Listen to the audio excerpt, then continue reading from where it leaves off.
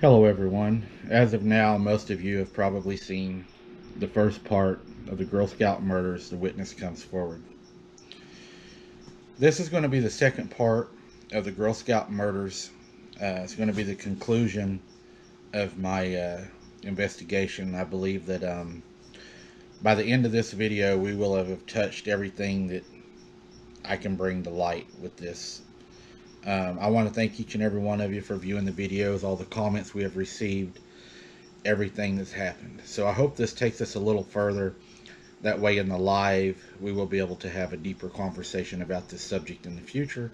And of course, we'll have a live before the release of this video. I've spent approximately 1 year on this complete investigation. I feel that I've done everything that I can do, and I'm going to bring you all the evidence, allegations, and hypothesis that I can.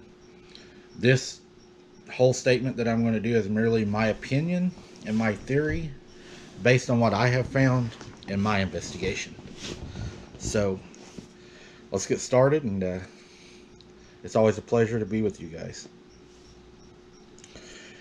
The question I asked myself when I was first doing this investigation is, was there evidence that there may have been other than one suspect, Jean Leroy Hart? Well, there were 2 sets of footprints were found at the scene. They were different prints and different sizes and tread. Investigators were not happy the press released the prints. Later, the investigators would blame the other print on an officer that accidentally stepped on the blood at the crime scene. Why was the district attorney, Sid Wise, so publicly outraged? That other print was released by the press. Was the district attorney Sid and the sheriff Weaver working together to just try to convict Hart and did not want anyone else? Also, Sheriff Weaver announced 5 days after the murders that there was a murder weapon found. The OSBI would later state no weapon had been found.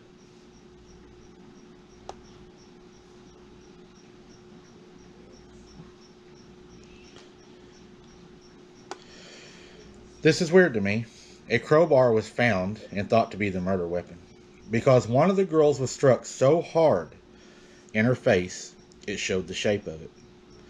But the district attorney Sid Wise said it was not the weapon, and also denied the hammer that left the hammer marks on the victims. There was a clear fingerprint found on one of the girls' bodies. Later, investigators would also blame that fingerprint on another officer accidentally making a mistake and touching the body. One child was bound with a single loop knot. The other child was bound with a double half hitch. 2 different knots would possibly indicate more than one offender. Mays County Sheriff Paul Smith says he knows who committed the crimes, and it was no Jean Leroy Hart. He stated, hold on one second, stop being noisy. Werewolf's going to be noisy. No. Jean Leroy Hart stated that he knew, or not Hart, Paul Smith says he knows who committed the crimes, and it was not Jean Leroy Hart. He stated that he had 3 main suspects and that they were all native to Locust Grove, Oklahoma, but will not release the names at this time. He unseated Sheriff Weaver. Sheriff Smith all said 3 suspects are dope users, and one of them is in state prison. Sheriff Smith stated that the 3 suspects were seen riding around Locust Grove and spotted near the camp the morning the bodies were found. Sheriff Smith stated, "I believe the bodies were being carried away to be placed in a car to never be seen again, and the car was going to be dumped in the water. That vehicle has not been tagged since 1977, the year of the murders took place." So that's kind of suspicious that the car disappeared at that time, and tag agencies since then have not had the car re-registered since 1977. Sheriff Smith stated, "One of the suspects boarded a plane to California the day of the murders. The second suspect joined him 2 days later in California. The third suspect stayed in Locust Grove. which they believe was Jean Leroy Hart. Both suspects returned after Hart was arrested. The Assistant District Attorney, Terry McBride, stated, "There are no other suspects in the case, and that Jean Hart is the only one.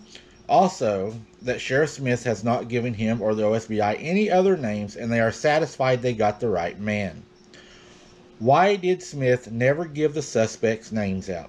Smith also said that the District Attorney, the OSBI, and the State Attorney General's Office, along with the FBI, have not shown interest in helping solve the case.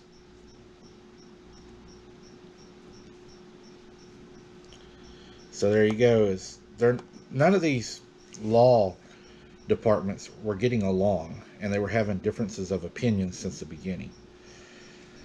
Injuries indicated that a tool with a hammerhead was used on 2 victims, and that the third was possibly struck with a wrench, a pipe, or a crowbar, which were both found at the scene, but were not ruled the murder weapons. After all the weird things that had went on, I then asked myself, was Hart a shapeshifter? It was discovered that Jean Leroy Hart had been under the counsel of a Native American medicine man during his time of hiding. Hart earned himself the nickname, the Sandman, for his alleged skills in shapeshifting. A shapeshifter is one who has the ability to change their physical appearance at will, and so it was believed Hart was able to pull off crimes and stay hidden from authorities for as long as he did. Before Hart was captured, detectives reported seeing a black dog in the woods that would frequently follow them places and then mysteriously disappear. Many people believe the dog was Hart and that it is still there. People say that dog is still seen at Camp Scott even till this day. From the darkness behind the tents, 1 and 2, Wilhite heard a low guttural sound or moaning coming from the woods. Though they assumed it was an animal, when Wilhite went to investigate and shone her flashlight in the direction of the noise, the sound stopped.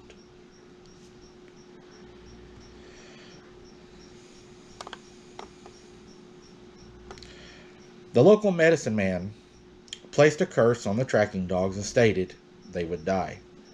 Though it may be pure happenance, the prediction was relatively accurate. One dog died from exhaustion and another ran out into traffic and was hit by a car. They were both believed to have been cursed by the medicine man, Sam Pigeon. Only one dog would survive, and it was removed.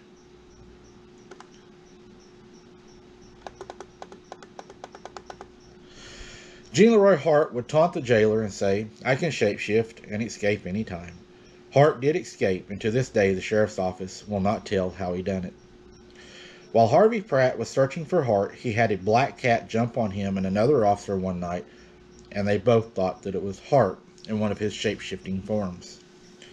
While chasing Hart, agents stated that he ran behind a tree, then an owl flew away, and Hart was gone. Agents reported seeing a man in the woods many times, and when they pursued him, they could not find him. They then tied ropes in the woods, and the ropes would be broke, and they could not locate the man they believed that it was. Silhouettes and shadows were reported all around the investigation by multiple law enforcement personnel in all the reports. Was Hart a shapeshifter, or did he use old beliefs as a way to trick and scare locals, same as a magician would use nowadays, to make people believe that they were seeing something that they actually weren't? Then I had to ask myself, out of everything that happened, was there any other suspects? And digging into the case, I would like to talk a little bit about Carla Wilhite. Carla Wilhite made the statement that she couldn't face meeting the parents because it reminds her that she didn't wake up. I didn't discover what was happening. Back to that. I should have. Now, why did she go to sleep in the first place with the sounds and the flashlight and the girls yelling for their mom? How did she do that? Carla went to be a police officer, detective, an occupational therapy therapist. She got a master's degree. You will see later what I'm talking about. From the darkness behind the tents, 1 and 2, Wilhite heard a low guttural sound, or a moaning coming from the woods, though they assumed it was an animal when Wilhite went to investigate and shone her flashlight in the direction. The noise had stopped.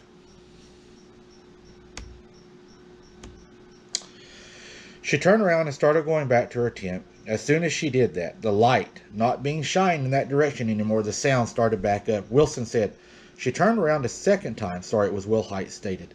She turned around a second time and started walking back in the direction, and she shined the flashlight in the direction again, and the sound stopped again, Wilhite said.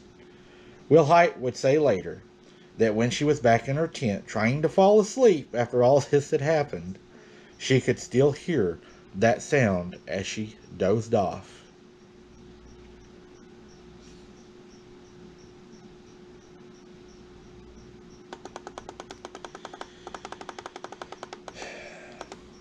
Wilhite heard and seen low guttural sound or moaning coming from the woods she thought was not human. When she started back to the tent, the sound started back. Again, she then lay down and would go to sleep. Was that what Carla heard, a monster? Or was it a child been strangled to death? Let's take a look at Carla's preliminary hearing.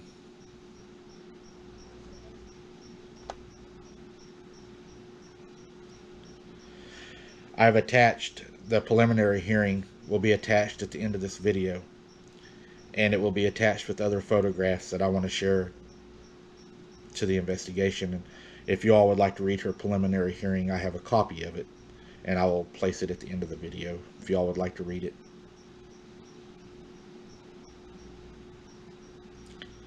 It's very interesting. Another sign that someone or something was at the camp because the camp dog, they had a camp dog there, was growling and chasing something or someone, and Wilhite heard what she thought was human running away. Wilhite is given a prescription drug, Tylenol with codeine, that she had no prescription for.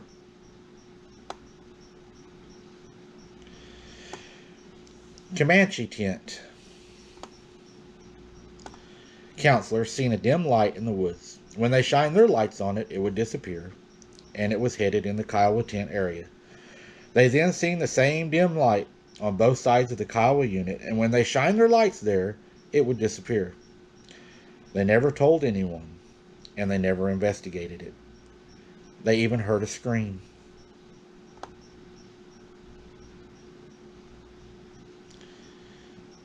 A scream in the darkness for a child's mom.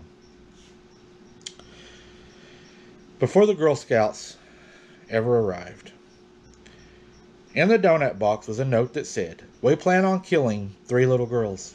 The counselor took the note to the camp director, who thought it was a prank. In another incident, a counselor in training reported hearing noises behind the staff housing unit. She felt the sounds were made by a human. When she called out, she could hear footsteps, but no one answered. The camp dog Sally started barking and growling. I would love to do a handwriting comparison against all the staff members.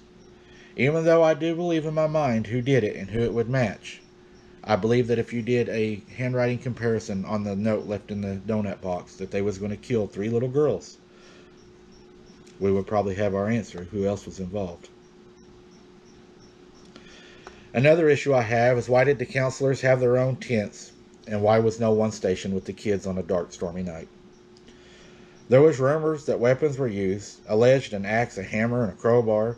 The autopsy found that the weapons used were held in both the left hand and right hand, and yes, I did say the autopsy said the weapon used. It was also evident that more than one of the weapons used, and the weapons were allegedly never found, even though they were reported by the sheriff. OSBI said there was none. What they didn't tell you is, the blood boot print found by Tent 8 that they blamed on an officer was also found in the cave that they said Hart was staying in. And different size print that Hart wore. How was the same footprint at the murder site at the campsite and also inside of the cave where they believe evidence was planted? Then another cave was found around 1 mile from the camp on the land of Jack Schroff. A prisoner told police about its existence, claiming he had met Hart there after the murders. The prisoner was 16 years old at the time and would later be convicted of killing his own 3-year-old son. It does not appear that the OSBI pursued this information as suspects in the Girl Scout murders. On April 6, 1978, the OSBI officers surrounded the shack and arrested Hart. Bal stated that he had handcuffed Hart. He asked, "You killed those little girls, didn't you?" Hart's reply was, "You'll never pin it on me." He felt he was innocent. The bloody footprint in the tent was too small to be Hart's. The fingerprint on the flashlight was not a match. The swab taken from the girls was inconclusive. It was claimed that their hair was Hart's, but this could not be proven either, as it was not a match. They claimed evidence being planted to frame Hart, partly motivated by racial factors. Now you have heard what the Wolf Lady has alleged and what she has seen and heard in her own story as an eyewitness and a little girl that lived through the horrors of hell. After hearing the evidence, the jury took only 6 hours to deliberate. They found Hart not guilty of the murders. Although the local sheriff pronounced himself 1,000% certain that Hart was guilty, the jury acquitted him, clearly believing he had been framed for the murders because of his Cherokee roots. The sheriff's own deputy testified in court that the photograph that was found in the cave he had seen in the sheriff's desk 2 years prior. On June 4, 1979, Hart collapsed and died of a heart attack after about an hour of lifting weights and jogging in the prison exercise yard.